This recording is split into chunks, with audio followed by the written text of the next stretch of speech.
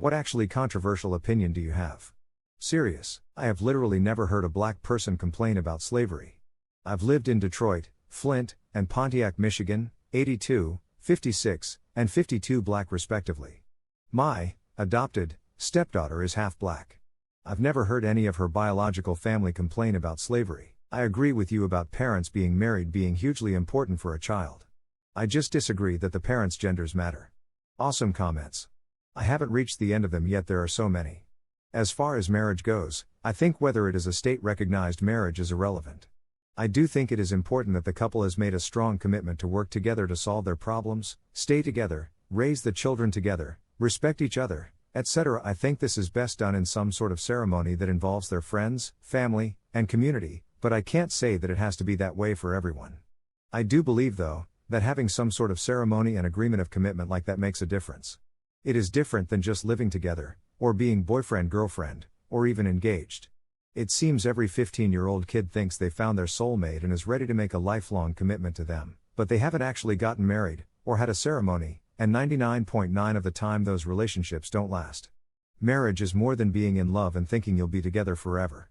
It means that you've put in the hard work and thought and really decided that this is the person you are committed to and you will do what it takes to make it work, and you've told the world that you are committed to that. Of course, it doesn't always work out. Of course, some people get married without really doing that hard work. I think this would happen less if the state stopped being involved in marriage, and of course abusive and seriously adversarial relationships that have been unable to solve their differences would be better separating. But I think if all children were born adopted into families that's parents had had a wedding ceremony, most kids would be better off. As far as the genders of the parents, I see that there might be benefits of having the two genders. But I think that children would benefit from all sorts of variety in their parents, different cultures, different temperaments, different problem-solving styles. I believe it is far more important that their parents can model a healthy, loving relationship, self-understanding, and many other things. Hey guys, much like you, I love reading people's stories on Ask Reddit.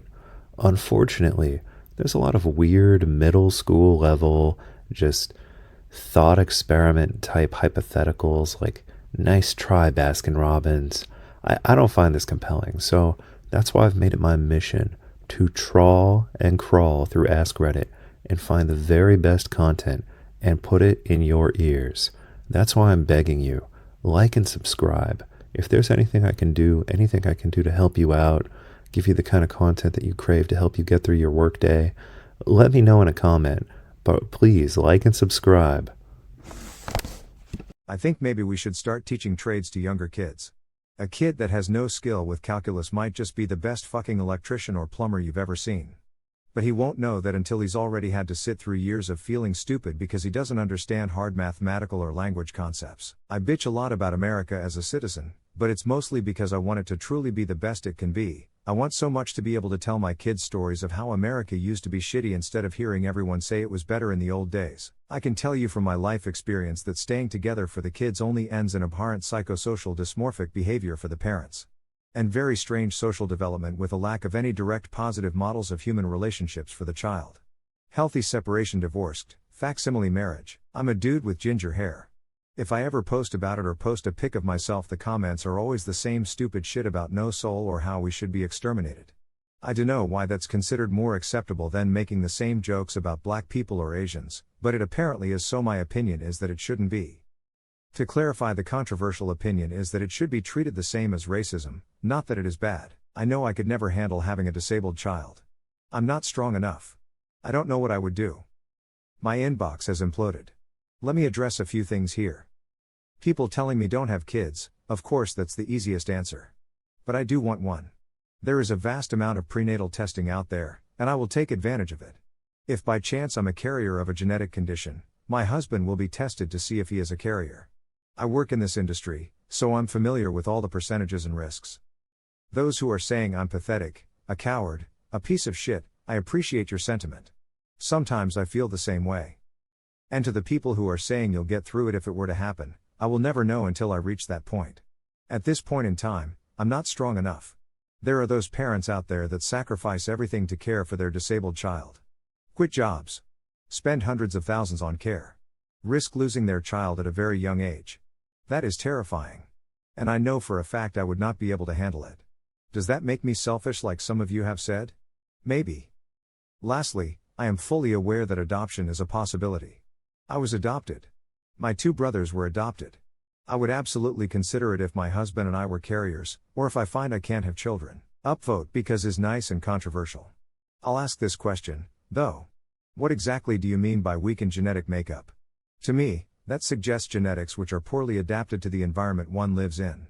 In our environment, with modern medicine, many of these bad genes just don't matter because they're not a bar to successful life.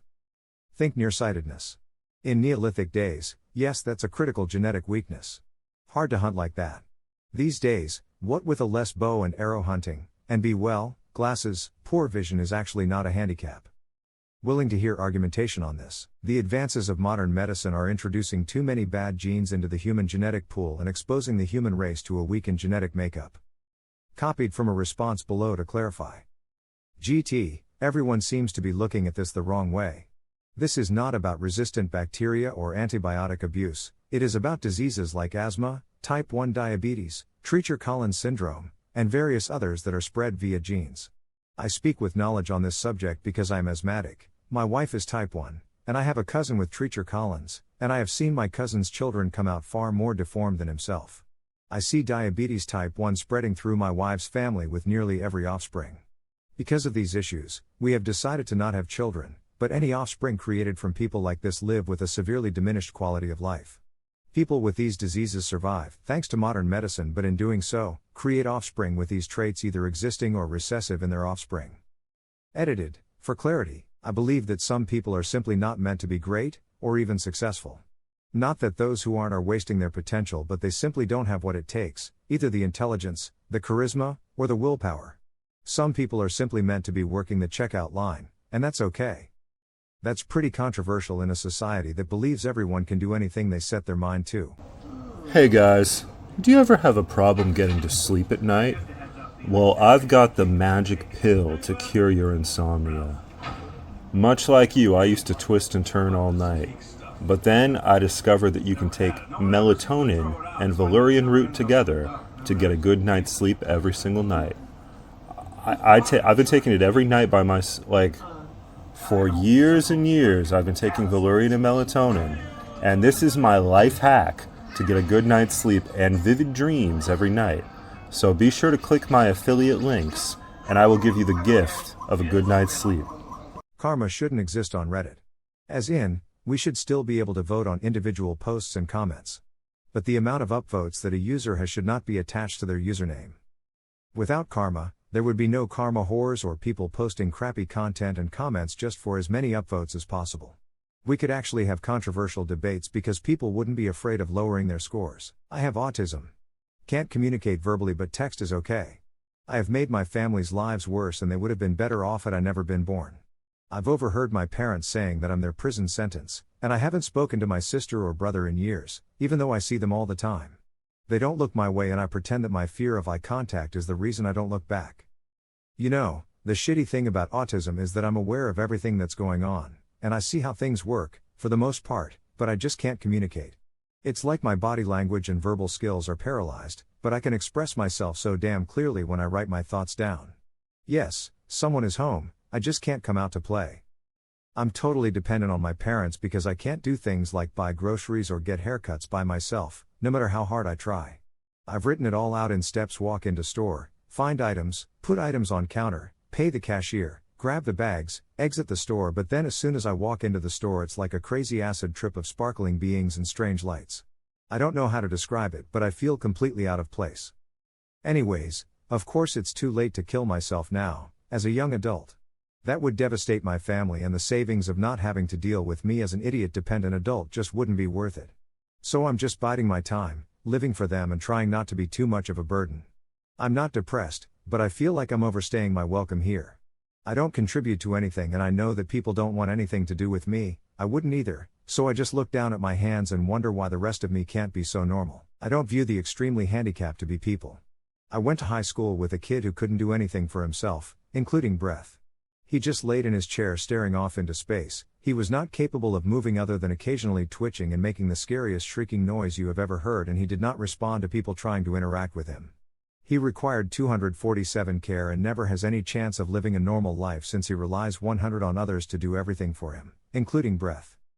To me, that is not a person, that is just something that happens to have a heartbeat. People keep bringing up Stephen Hawking. He suffers from ALS, which is a progressive disorder. I mean people who have been in a vegetative or almost vegetative state since birth. People keep asking why a person like the one I described would be in school. According to the Individuals with Disability Education Act, IDEA, all disabled students have the right to a public education and cannot be rejected due to their disability. The courts have ruled that even if the student is completely incapable of benefiting from educational services and all efforts are futile, even if the child is unconscious or in a CMA, school is still required to provide educational services to the child. In cases like this, the school is acting less as an educator and more as a sitter during school hours. Some kids need to be left the fuck behind. If you aren't able to meet the standards for a certain grade level, you shouldn't get to move to the next because it would hurt your feelings if not. These kids are seriously dumbing down our schools. Instead of teaching to the lowest denominator, we need to teach to the highest and actually challenge children to learn. Not all cultures are equal. Certain behaviors should not be tolerated because it is their culture. If your culture treats one gender as a second-class citizen, condones rape of married women who refuse sex with their husbands, stones women to death for infidelity, treats homosexuality as a crime or illness, etc., then you do not deserve equal treatment. You are scum. Your behavior and your culture is immoral and disgusting. You do not get a free pass on tolerance and acceptance, because you are not my equal. I'm not going to blow you up or shoot you, though. We shouldn't be sending everyone to college. Not everyone is cut out for it, not everyone is smart enough, and not everyone will get much out of it. We still need people to fix leaky pipes and roofs, to mow the lawn, to drive your kids to school on the bus. If you want to go to a trade school to be an auto mechanic, and that's your thing, more power to you. Do what you love and do it well. If you want to get a job out of high school instead of continuing your education, you should be able to do that, without scorn or unsolicited advice encouraging you to go study somewhere you don't want to go, taking on debt you may not be able to repay. The push to send everyone to college no matter what is ridiculous. I believe everyone should have an equal opportunity to go to college, but they definitely shouldn't be failures if they can't or don't want to. Having a mother and a father who are married actually matters and is the best scenario for children. Wow, never have I seen a post get so many "this isn't even controversial" comments and so many "I completely disagree" comments at the same time. For those who don't find these clarifications obvious. Father a man. Mother a woman. Marriage actually married, not partners, BFGF, engaged, living together, etc. Also, I truly am sorry if this comment makes anyone feel bad about the circumstances in which they grew up or are growing up. Obviously, I'm not saying that every married couple makes a better set of parents than others, for example, single parents.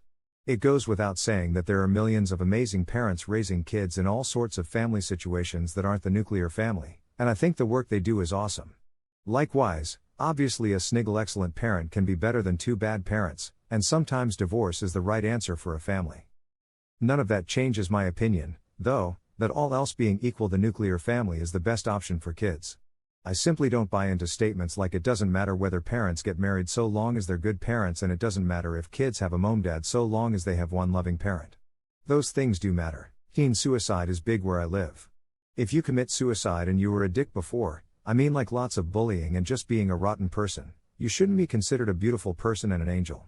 You're rude, and suddenly all your wrongdoings are gone. Being dead doesn't change who you were. Also, tagging someone on Facebook or writing in their wall when they have passed is just asking for attention, and no one in the family wants to see it. When I say writing on Facebook, I meant people they didn't know personally. When someone says "I didn't know you," but that's what I mean for attention. For families and friends, it is a great coping mechanism and makes you feel connected. I get that. Just not the "I don't know you but suddenly we're best friends" thing. I guess is what I'm trying to say is people make mistakes, and when they pass they shouldn't be held against them, but also not forgotten. Most people on Reddit who comment about the economy don't know what the hell they are talking about, and probably buy into something they saw or heard in the media, or worse on Reddit itself. The hive mind can be really fucking dumb about economics and US government policy. I think black Americans need to stop complaining about slavery like it was personal. It happened, it sucked, get over it. Every other race has both owned and been slaves at some point in time. In the same time period, Asian and Irish semi-slaves toiled in mines and railways, and to this day not a cent in reparations has been made. There are no memorials to these people who helped build an empire. History books barely mention them. Because the children of those who suffered didn't try to use the pain their parents and grandparents went through as a bargaining chip. This year, like I said, I'm having a midlife crisis. I've started a YouTube channel and I'm on a big health kick. One thing that I found is very easy to eat, very easy to prepare, is I heat up chickpeas with chicken broth and tikka masala. And there are two schools of thought about how you should eat beans. Some people believe you should buy the dry beans and soak them, but I tried that and it was a disaster. So I buy canned beans every time. And if I'm opening like 2 cans a day to be on this diet, it is a massive pain in the ass if the can has this jagged metal edge. I'm worried if like little bits of metal are getting into my food and going to slice up my intestines. So I found this special can opener that actually opens the can in a way that is completely safe, no metal's getting in your food, and is 1,000 times better than any other can opener I've ever used. So if you wind up, opening a lot of cans for whatever reason, maybe you've got a cat or something, you must buy this can opener from my affiliate link. I am tattooed all over and I think tattoo acceptance is a crock of shit. You aren't being denied jobs because of your tattoos, you are being denied jobs because you are a self-important, egotistical, douchebag. Having fuck hard tattooed across your fingers doesn't help any, but your bullshit elitist attitude is what sank your boat before the interviewer even saw your fingers. Your visible markers of piss-poor decision-making skills only seal the deal that your crappy job history started. No, I wouldn't hire someone whose only job experience has been Walmart greeter and McDonald fryer operator as a senior project manager or head systems analyst, and why the fuck should I? And yet some asshat with a full sleeve of naked girls getting fisted in the asshole thinks he is being discriminated against because he is being considered for the senior positions he constantly applies for. My tattoo artist always says to people there will be a day, no matter what, that you will want to look respectable, which is true, but your crappy, spoiled brat attitude shits the bed way before someone even sees your tattoos. Misspelled greeter. Idiotic mistake on my part. As pointed out another misspelling, I generally support polygamy. The way I see it is, there are so many men that have children by multiple women and don't support them. What's so wrong with a man who wants to support multiple families? If they're all in the situation voluntarily, what business is it of mine? Obviously this excludes child brides, brides who are forced sold into marriage, etc. I think all marriages as they are now should be changed to be civil unions. Then, if you want to be married you can find a church or other entity that will marry you, but in the eyes of the government the only thing that would matter are the civil unions which are open to anyone. Keep marriage and the government separate. Bam! Marriage debate over. For those saying this isn't controversial, see the comment below where I'm so eloquently called a bigoted gargle shit. Exactly. In an ideal world there would be no abortions, but not because of some law, rather because birth control is understood and freely available and all pregnancies are planned. Unrealistic I know, but some people on the pro-life side seem to think that people seek abortions as a method of birth control. No one wants to have to get an abortion, that's just ridiculous. Do you have any idea how convenient it is to use a Keurig machine for brewing coffee or tea? Personally, I gave up coffee a long time ago, but I was able to get a great, delicious cup of coffee in just seconds with no cleanup, no extra work using a Keurig machine and a K-cup. And now I use my Keurig machine to brew tea, loose leaf tea, every day that I drink. And I also use it to make oatmeal and, anything else that you can put hot water into. So if you don't have a Keurig machine in your house, you're missing out. Try my affiliate link below in the description of the video, and you too can enjoy a great cup of coffee in seconds any time of day.